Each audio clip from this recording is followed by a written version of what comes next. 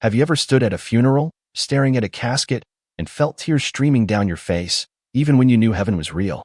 That's exactly where Jesus was in John 11, verse 35, the shortest verse in the Bible. Just 2 words, Jesus wept. But packed into those words is a seismic truth about God's heart that changes everything. This is not just a verse about sadness, it's a revelation about how God sees your pain. 1. The scene that shocked everyone. Lazarus was dead. For days dead. The crowd saw Jesus arrive late, and whispers started. If he really loved Lazarus, why did not he come sooner? But when Jesus finally stood at that tomb, he did not deliver a sermon. He did not scold people for lack of faith. He wept. Not discreet tears. The Greek word here implies loud, gut-wrenching sobs.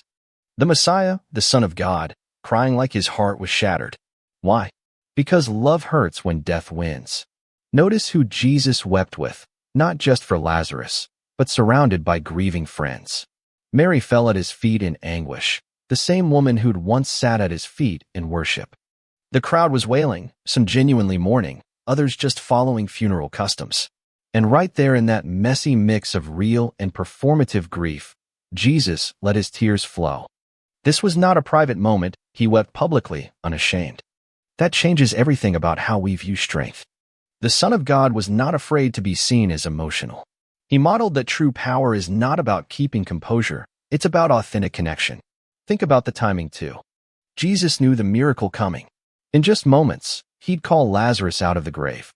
But he did not postpone his grief until after the victory. He let himself feel the weight of the now. How often do we tell ourselves, when I get through this, then I'll process my feelings? Jesus shows us, it's okay to weep in the hallway while waiting for the door to open. 2. The hidden reason Jesus cried. Here's what most people miss. Jesus was not just crying over Lazarus. He was weeping over the whole broken system. Death was not part of God's original design. When Jesus saw the grief around him, Mary's anguish, the mourner's wails, he was not just moved. He was furious. The original language suggests he was snorting with indignation, like a warhorse ready to charge. His tears were a protest against the thief called death. That word, indignation, in the original Greek, embrimaomai, is the same term used for horses snorting before a battle. Picture it, Jesus, tears streaming, but his jaw set. This was not helpless sorrow. These were the tears of a warrior who came to dismantle death itself. Every funeral he attended was a personal affront, a reminder of the enemy he came to destroy. And here's the kicker. His anger was not at the mourners or even at death itself, but at the brokenness sin introduced into God's perfect world. This reframes our own grief. When you stand at a graveside and feel that mix of sadness and rage, you're not failing at faith, you're responding like Jesus did. Your tears can be both an acknowledgement of pain and a rebellion against it. That's why the Bible says believers do not grieve, as those who have no hope. Not that we do not grieve at all, but that our grief has a different quality. It's grief with a sword in its hand. 3. The game changer most sermons skip. Right here, in the middle of despair, we get the most hopeful truth. God is not distant from your pain. Religious leaders painted God as cold and calculating. But Jesus revealed a God who enters the mess with you.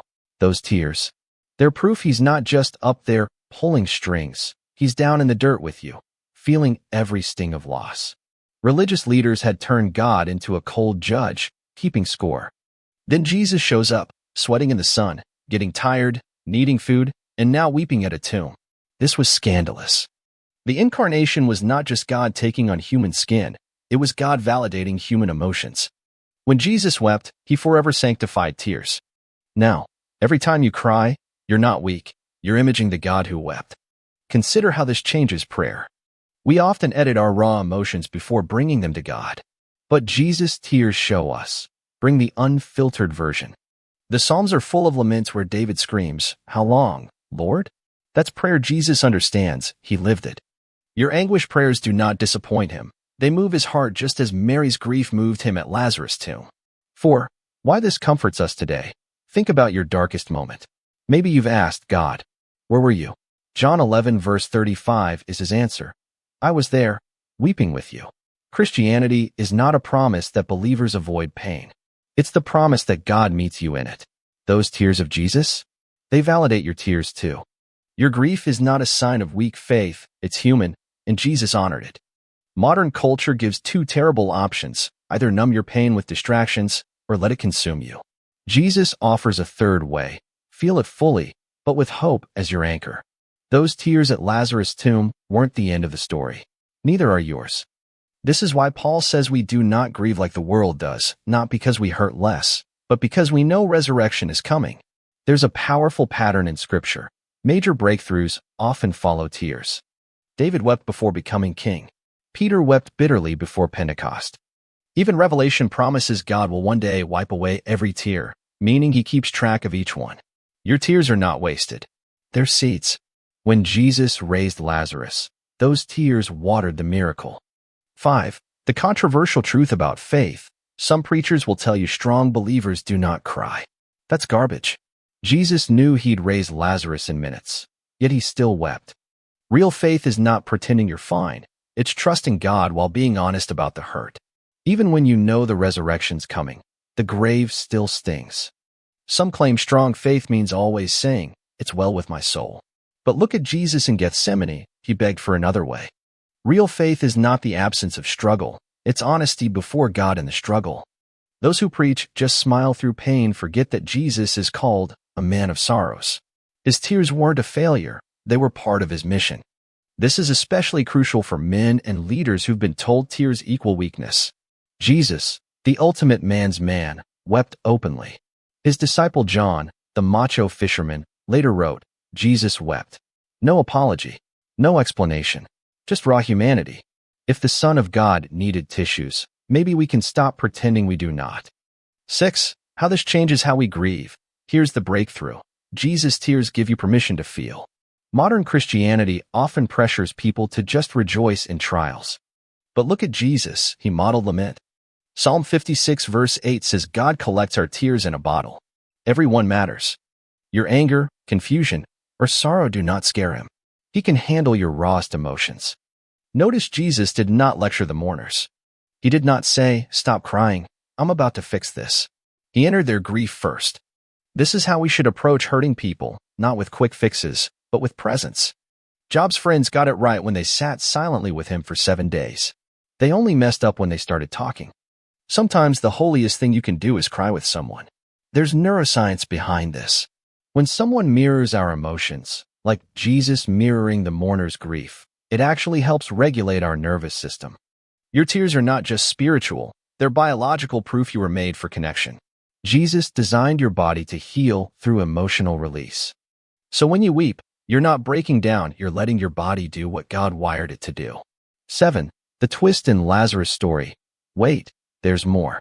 When Jesus finally called Lazarus out of the tomb, he told the crowd, "Unbind him." Those grave clothes? They still smelled like death. Lazarus was alive but needed help shedding the remnants of his past. That's our story too. Even after miracles, we often carry residue of pain. And Jesus still says, "Let my people help you get free." Those grave clothes are so telling. Lazarus stumbled out, alive but constrained. Ever felt that? You've been delivered from depression, addiction, or loss, but still feel wrapped in old patterns. Jesus could have supernaturally vaporized those strips of linen. Instead, he told the community, "You unbind him." Your healing is not just between you and God, it needs others' hands. This destroys the Lone Ranger Christian myth. Even after a miracle, Lazarus needed help removing the stench of death. Why do we expect our healing to be instant and solitary? Jesus' method shows true freedom happens in community. Those who help unwrap you from trauma are not extra, they're essential to the miracle. 8. What this means for your unanswered prayers. Mary and Martha had prayed for healing and watched their brother die. Ever felt that? Prayed hard, only to face the opposite? Jesus' delay was not rejection. His tears show he cared deeply, even when his plan looked like failure. Sometimes God permits what he hates to accomplish what he loves. Mary and Martha's, "Why did not you come?" echoes our own unanswered prayers. But Jesus' delay was not absence. It was part of a greater narrative. Lazarus' resurrection became undeniable proof of Jesus' power precisely because it happened after hope seemed lost. Your unanswered prayers may be setting the stage for a testimony that cannot be explained away. Consider this. If Jesus had healed Lazarus from a distance, as he did for the centurion's servant, the crowd would not have witnessed the resurrection. Sometimes God lets situations deteriorate so his glory can be unmistakable. Your darkest hour may be the backdrop for his brightest miracle. 9. The secret behind the greater glory. Jesus told his disciples the sickness would not end in death, but it did. Then he reversed it. Here's the key. God's greater glory does not always mean avoiding tragedy. Sometimes it means walking through it and showing his power is greater. Your story is not over yet. That phrase, "for God's glory," gets misused. It does not mean God causes tragedy, but that he can redeem it. Like a master weaver, he takes even the enemy's threads and works them into a greater tapestry. Lazarus' death became a platform to reveal Jesus as the resurrection and the life. Your pain may become someone else's proof.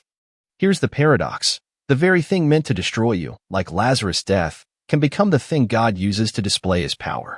But notice, Jesus did not say the suffering itself was glorious. He said the outcome would be. There's a difference. God does not enjoy your pain, he transforms it. 10. How to weep like Jesus. Those tears were holy. Not despair, but fierce love raging against death's temporary win. When you grieve with hope, your tears become weapons. They declare, this is not how it's supposed to be, and it will not last forever. Ancient Jewish mourners would tear their garments, a physical expression of grief. Jesus' tears were his soul's garment tearing. But here's what's radical. Jewish custom said priests could not tear their clothes. Yet Jesus, our high priest, did. This signals a new era where our priest understands our pain intimately. Your tears are now sacred. This changes how we view emotional worship. Some criticize emotionalism, but Jesus' tears show emotion is not the enemy, it's the heart's honest language.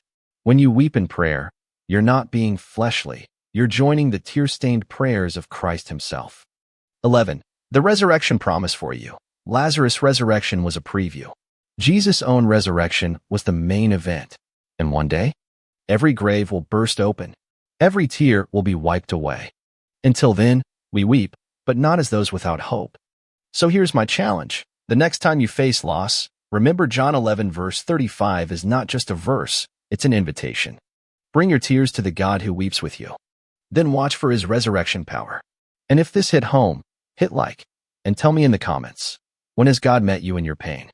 Let's remind each other, we do not grieve alone.